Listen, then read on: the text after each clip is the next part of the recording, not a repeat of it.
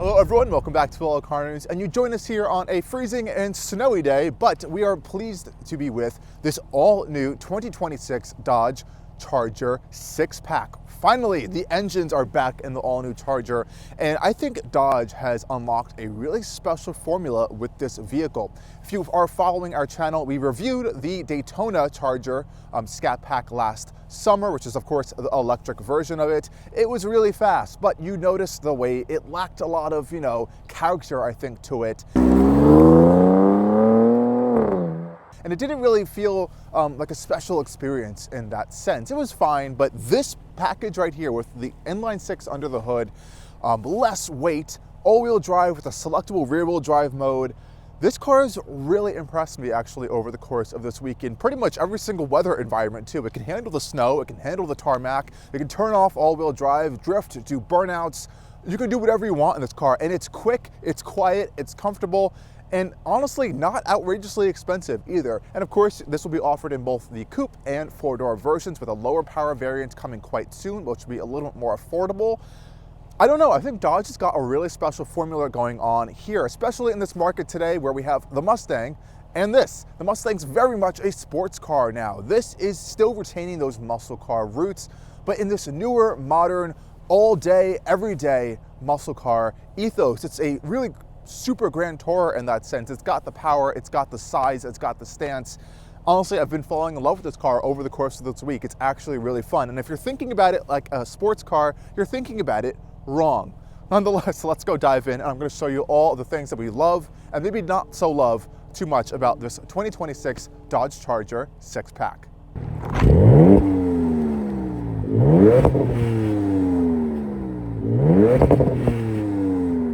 So guys, what do we have going on under the hood of this all-new Charger 6-pack? Well, the name kind of gives that part away. This is, of course, the 6-pack engine, aka the Hurricane engine, and we first reviewed this inline six in the Ram 1500 RHO, which I actually really appreciate that vehicle. I think it's actually fantastic. Of course, everyone, all y'all want the V8, but this is a great engine. Do not hamper on it. This is, of course, the 3-liter twin turbocharged inline six, aka the GME T6 engine as well.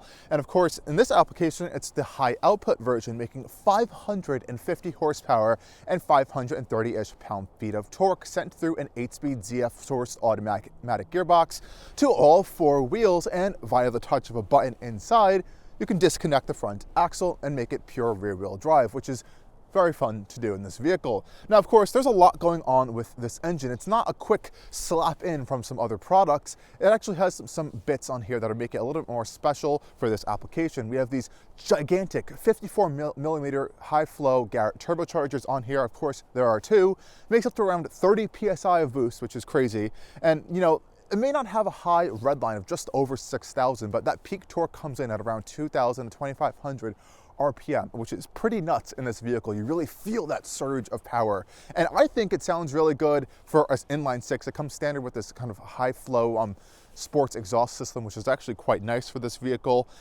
In addition to this, this car also weighs around 1,000 pounds less than the electric vehicle. And you have to take that into consideration for a second, because it's not, just 1,000 pounds removed. It's where that weight is removed. That was all under the floor. Now you have your main massive weight right over here on the front axle and kind of, in the rear axle. The whole kind of dynamics of the vehicle are very, very different than the EV, and I really like that part of this vehicle.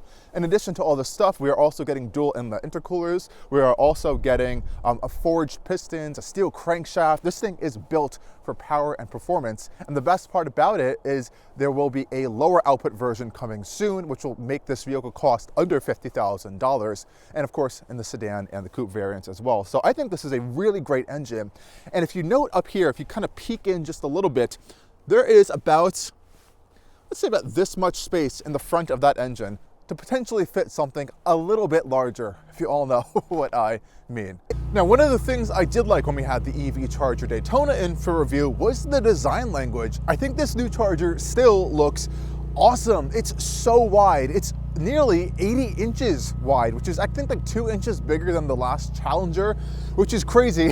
It's also north of 200 inches long, and of course that's because this exact same vehicle in coupe form is the exact same vehicle as the sedan. All they changed was how long the doors are, and they just added in like a little B-pillar. It's the exact same car. So this is basically a sedan made a coupe in a sense. It's kind of nuts, but this car is colossal. You do feel that part on the road, but don't let that size scare you in every aspect, because I think visually it looks really good. Now, for the six-pack, we do have some changes going on up here. Unlike in the EV, we don't get that flow-through hood design, that kind of cool little vented area for aerodynamics, because of course the engine's under there. So instead, we get this really colossal hood bulge up here, and of course this fake vent that says six-pack on it, which is facing the driver. So you gotta look this way to look at it, but nonetheless, I think it still looks pretty nice and beefy as well. But the rest of the design is pretty much identical to what you're gonna find on the Charger Daytona EV. So we have the optional full light bar up here. Of course, in the center, we have this really epic Fratzog style logo that glows as well. I think it looks just visually awesome. It really captures that Charger DNA in the entire design language. We do have the sort of like ScatPack package, which really doesn't add much on the Charger six-pack, but the Daytona adds a little bit more stuff. And you could actually get a track pack on the Charger Daytona, not on this car for some reason just yet. Now, like I mentioned, the RTs are coming in very soon, and those are going to be the lower output versions of this six-pack engine, which is in like the mid 400 horsepower range. It's pretty much the same engine, just kind of detuned, not as intense.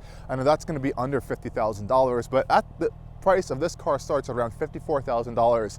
You're getting so much car for your money. It's really kind of hard to convey in this current market right now. I really do think it's actually kind of worth the money. This has a whole bunch of options on it. It's in the mid $60,000 range, but still, you're getting a lot of vehicle for your money. Let's go take a look at the wheels and tires now. Joining me over near the wheel and tires over here, we have a pretty nice setup here. I really like this wheel finish actually. These are the 20-inch wheel options.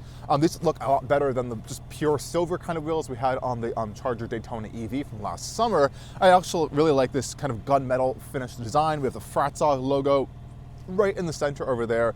And behind this tire and wheel, we have a really great braking package over here made by Brembo. Really strong brakes, actually brings this 4,800 pound vehicle to a stop very quickly and effectively, I could say that.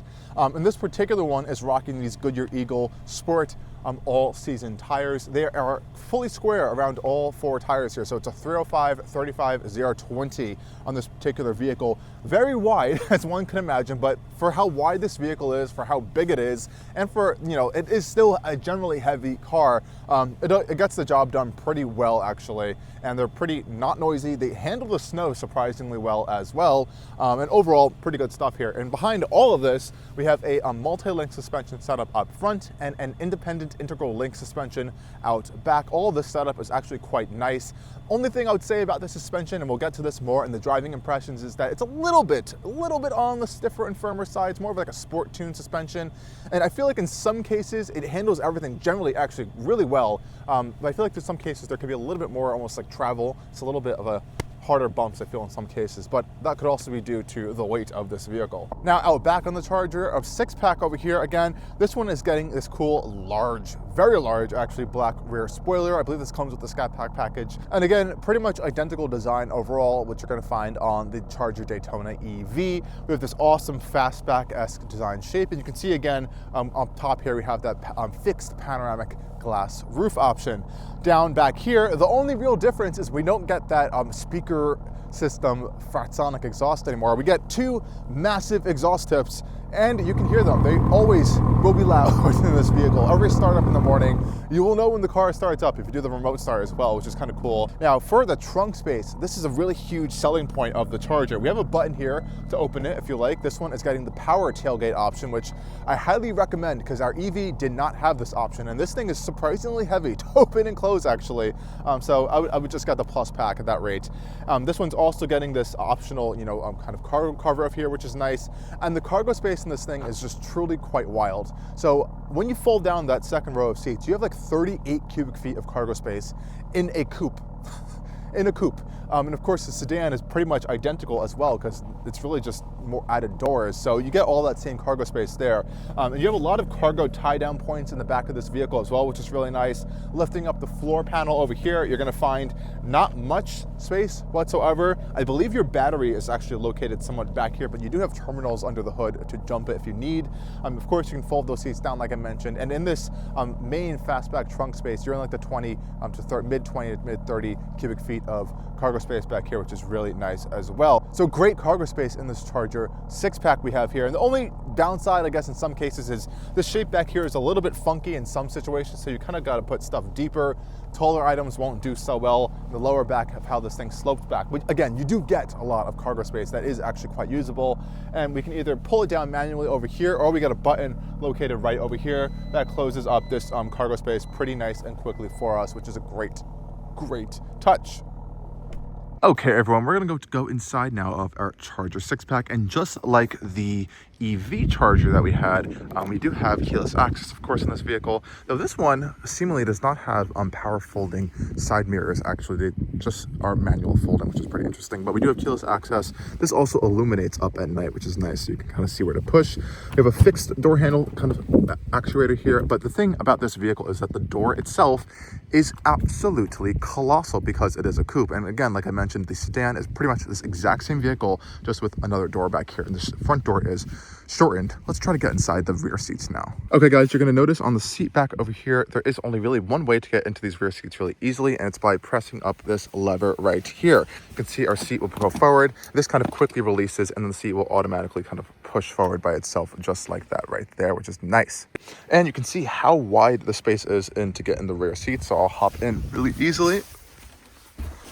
And then coming back here, you can see how much room I already have, and I'll just pull the seat back like this, and it will kind of slide back into place here. Hopefully it doesn't crush me. Oh, and it stops. So this is my driving position, guys. And this is how much room I have in the back seats of this Dodge Charger Coupe. This is the Coupe model, guys.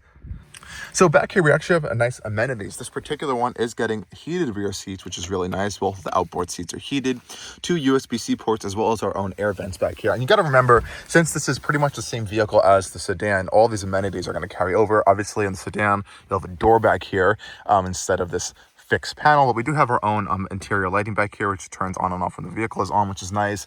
And you get a lot of space. You have some arm space over here, which is really nice. We have a little storage kind of down here, kind of shove things into. Speaker back here, as well as some rear seat storage as well. And you can just see how large these rear seats are. They're absolutely colossal, and the seat itself is huge, very supportive.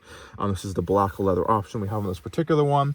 And if we open up our center armrest over here, we get 2 cup holders. Again, nice, very sturdy, squishy leather on there as well. And on the roof, you're going to notice our large panoramic glass roof up here. And this actually aids with headroom, as they kind of designed it with these little cutouts over here, so your head would fit right back in that space. And like I mentioned, sitting back here as a 6-foot tall adult, it's really no issue whatsoever. Only if I go really, really far back, my head kind of hits on the back, all the way back here, but it's really not too bad at all. Again, for a coupe, I have so much space back here. And again, this is my driving position. And getting out of these seats is pretty easy. You just pull this little lever, fold the seat forward if you're in this rear position here. For this reason, though, it doesn't seem to be automatically moving forward, which is a little bit frustrating. And then the only thing is you really can't get out unless the door is already open, like the driver or passenger would open the door for you, because it releases all the way up there. And since the seat did not move up this one particular time, I guess getting out might be a little bit more difficult, but still we have actually quite a lot of space from this door opening over here. And then all I have to do is push the seat back, and it should slide back. And you can see right here, we can put our seatbelt right back in over here and buckle it up nice and easily. Okay guys, let's go hop up front now in our Charger 6-pack. And on these front seats over here, we actually have this upgraded kind of performance seat option, which we'll look at in a second. But these door panels are just crazy, just how large they are. And this one has the Plus pack, which gets us the crazy ambient lighting in this interior, which we'll have a look at inside. The door panel itself is actually quite nice. We have all this nice soft touch leather material, this really cool pattern over here for our ambient light strips, large door pockets on the lower section over here, as well as it looks like for a drink. And we also have electronic door latches here, but we do have a emergency manual release right down there as well. Memory seats for this front driver's seat, as well as a whole bunch of controls over here. And you can see how many controls we have for said driver's seat. We have side bolster adjustment, lumbar, and lots of different other adjustments for these particular upgraded seats, which are okay, but we'll get to that when we get into the cabin right now. Since our opening of the cabin itself is just absolutely colossal, getting in here is really easy. Nice, big, gigantic door that is a frameless window design as well. Pretty solid thunk for such a large door, actually. And here is the interior of our Charger 6-pack. Power it on. Have a look at this interior because, you know, we saw this interior in the electric vehicle, but we did not have the Plus Pack. And the Plus Pack, as you can see, gives us the wild ambient lighting in this cabin, or what Dodge calls it, your attitude adjustment. But I have to say, honestly, this cabin is actually pretty nice overall. Nice materials, I would say, are way big of an upgrade over the last generation Charger and Challenger interiors, as you know. And there's also one more package you can get on this vehicle, the carbon suede pack, that will get you carbon fiber trim over here and like suede inserts in the seats and everything. It makes it a little bit even more nicer. I like how this kind of floating panel even gets some nice attention to detail with the stitching over here. Some physical buttons in this cabin, so our lighting controls are all buttons over here. This is our hood release, actually, which is electronic, which I'm pretty sure is like that because of how it is in the EV. Though we do have an emergency manual release down here with like a little pull tab if you need to actually open that up as well. We do have a dimmer switch in here and automatic wipers on this particular one. And all of this is in one stock in this vehicle, actually. You don't have another stock on this side. Now, the steering wheel is a little bit on the funkier end of its shape. I've gotten used to it, honestly, the course of this week of testing, and even when I had the EV, you kind of get used to it a little bit.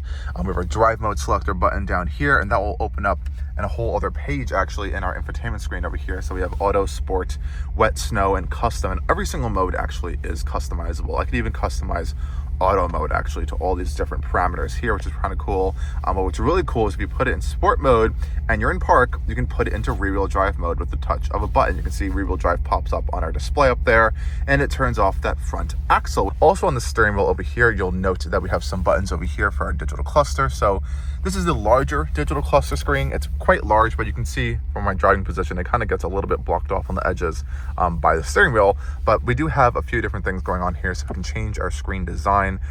This one has the upgraded map view design, which is kind of cool. It seems to only work with the built-in navigation system.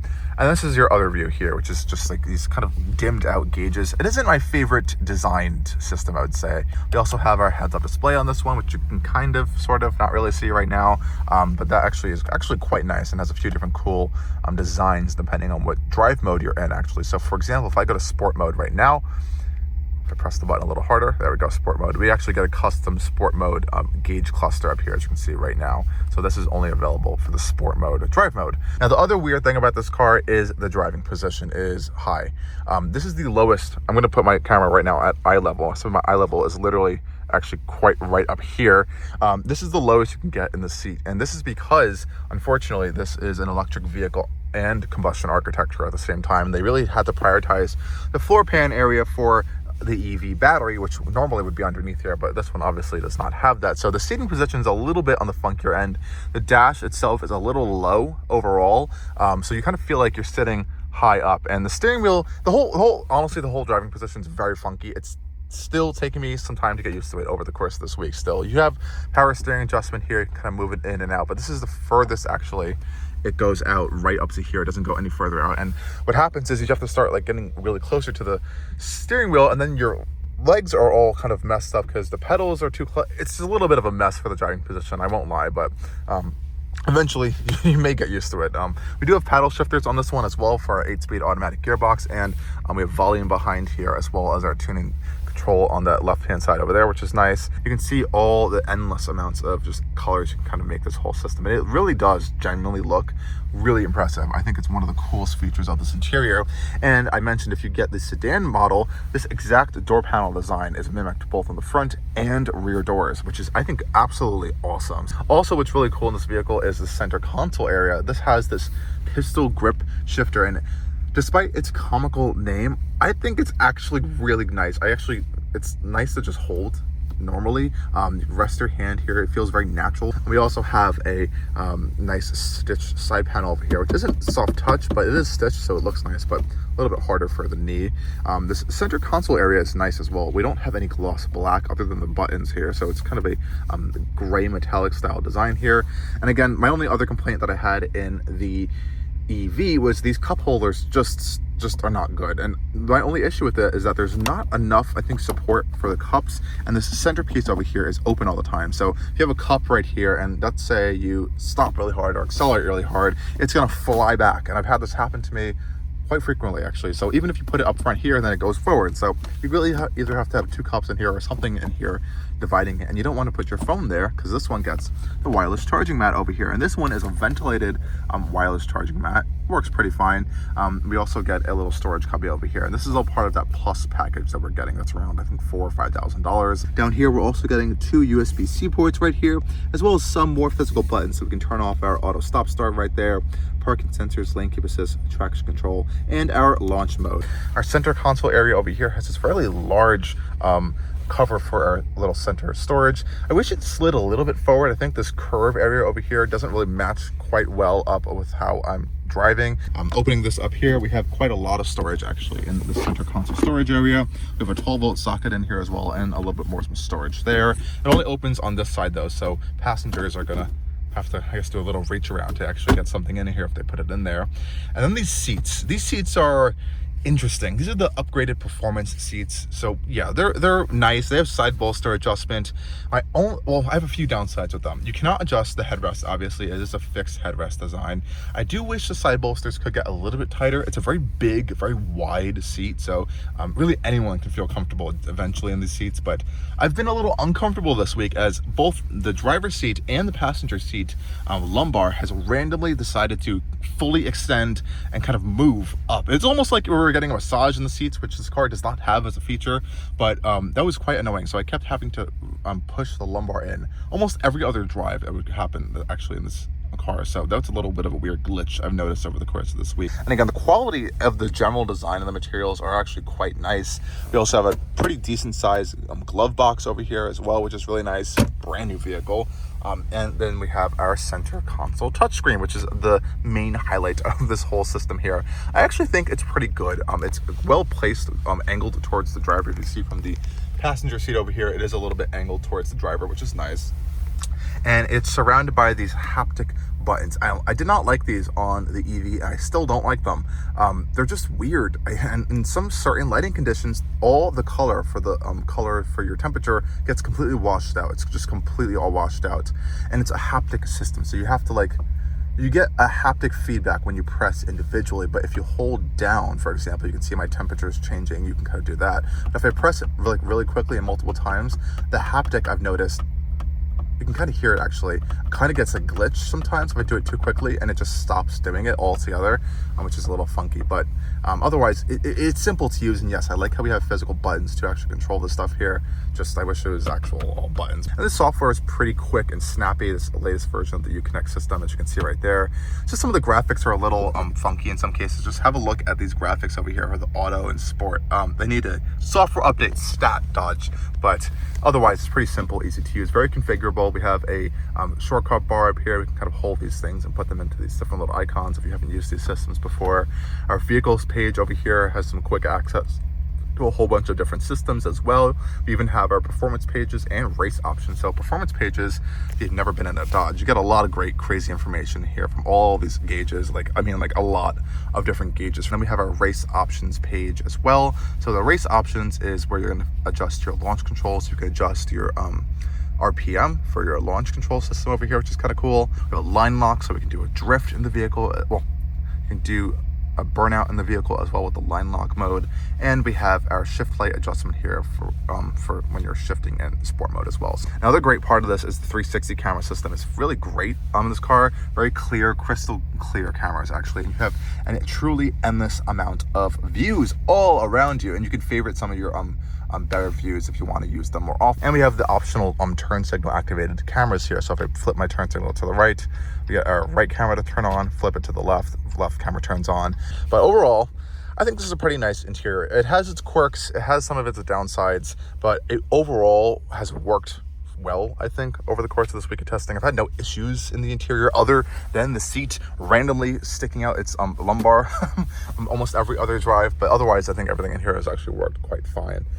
But yeah, so this is the new interior of the Dodge Charger 6-pack. Love it or hate it. Let's go take this thing on the drive and see how it handles out on the road. Around town, it's big. You notice the weight and the size of it just a little bit.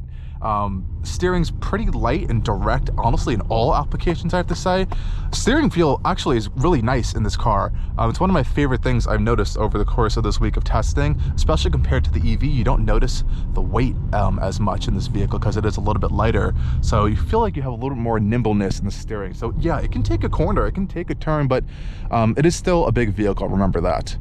Coming to a stop, the brakes really smooth, nothing weird going on there. I haven't discovered an auto brake hold in the car. I don't believe it has it. Acceleration's pretty soft, you know, in general modes. You even have an eco mode if you really wanted to.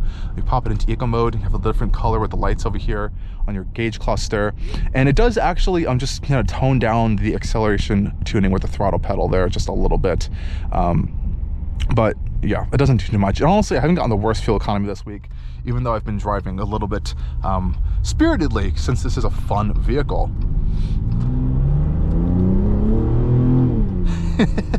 The fun thing is it makes oh, there we go. This always happens on this corner. Thinks I'm gonna hit that car there, but you always feel like you're going quick in the vehicle. A, because I think it's just so large, and B, you hear those turbo whooshes and whines, and all that stuff really makes it for a theatrical experience. You know, this car lets you know that it has an engine under the hood. The whole vehicle is almost rattling at an idle or just sitting and stop. And you know what? I like it. I appreciate the amount of real, you know, genuine feel from this powertrain you get throughout this car. It feels like you're way more connected with it than the Daytona EV for sure. Paddle shifters are a little stubby. They're really like this. They're like this big. So you may have to be able to hit them. Have to kind of do a target practice there, but at least we do have paddle shifters and it's not locked to this center tunnel over here.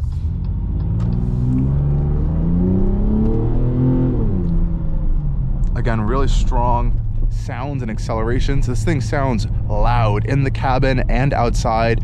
I'm still on the fence. I'm pretty sure there is some pumped in engine sound happening in this cabin, but it's not all fake.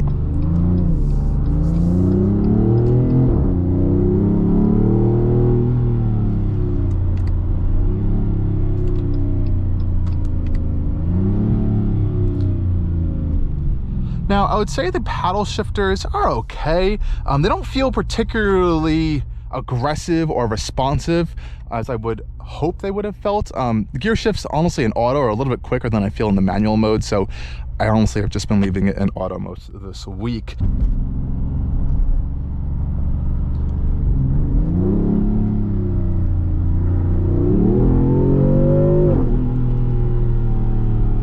Yeah, this thing has some serious power, and the brakes are also quite good as well at stopping all of this weight. I never really felt any, you know, fade or any funkiness in the braking department either in this vehicle. So power delivery is great. Coming out onto the highway, you're never going to have an issue in any scenario with this car. If anything, you're going to get a lot of looks because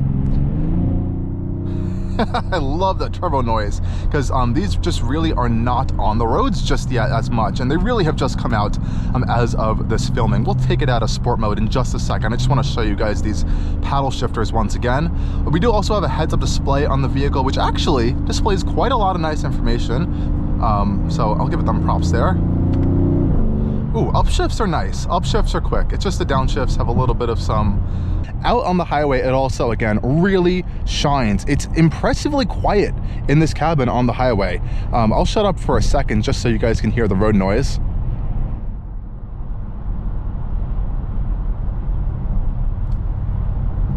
But But yeah, it's quiet in here, so it borrows a lot of that refinement from the EV into this gas vehicle, which is not a bad thing, actually. I quite appreciate that. And yet they've still found a way to kind of bake in all of the really wonderful engine sounds and exhaust sounds in the vehicle. And this one, with all of its upgraded packages, actually gets full driving assist and adaptive cruise control. So right hand side of the steering wheel here, we turn it on with the center button on the left, set our speed, and voila, that is it. We even do get a more advanced gauge for our driver assistance systems. There we go, driver info. And if you want steering assist as well, you just press the center button. Now we have full active driving assist. Now, this is not a hands-free style system, but it does do full steering assist, so it will drive you around this corner. It will instantly start yelling at you to put your hands on the wheel. This is a capacitive touch style system, not a force system, so I could just literally just touch it in that sense, and it will recognize that I have a hand on the steering wheel right there, as you can see.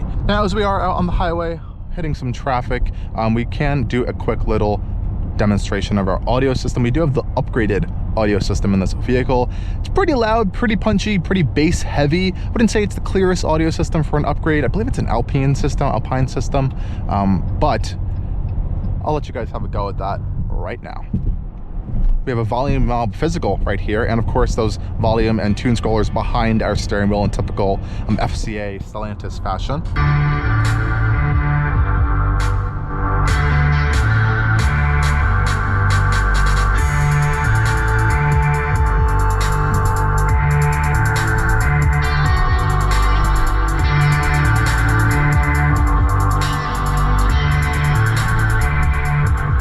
Like I mentioned, pretty good audio system. It gets really loud, but it's not the clearest system. It is really focused, I think, on more of those bass tones in the vehicle.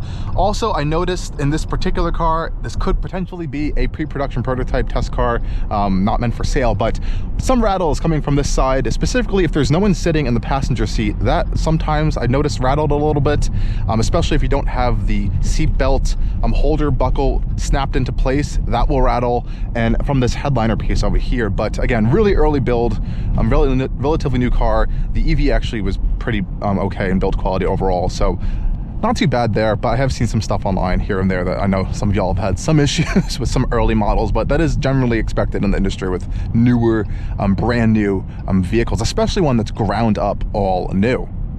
So to conclude off on my week here with the Dodge Charger 6-pack, as we are now entering traffic on our daily commute, I like it. I actually do really appreciate it. I don't think it's priced astronomically too high. You have to remember, you're getting like 550 horsepower from a twin turbo inline six, all-wheel drive, and just this like one option package is more than enough to really just have you a pretty nicely designed interior.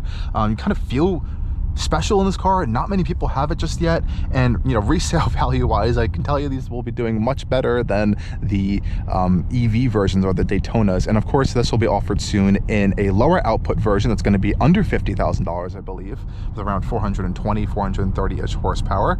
And we're also going to be getting this available in the 4-door variant as well, which is pretty much the same vehicle, just with 4 doors, as this coupe version is just so long. I like that. I think that's cool. I think this is going to grow on a lot of people, I think, really quickly over time. I think this is a fantastic powertrain. It has a lot of potential. I think it has a lot of tuning potential. And I don't know. I think this is a really special vehicle, and there's not much like it on the market. Stay tuned for some other American automakers. They might be coming out with something a bit similar quite soon. But otherwise, I like this. Good job, Dodge. It's definitely unique. It's special. It's a big Grand Touring, sporty Grand Tour. It's a sporty Grand Tour. That's what it is. Confident in saying that. Okay. Nonetheless, guys, thanks for joining us on yet another drive and review over at Allcarnews. And as always, stay tuned for more coming soon. Cheers.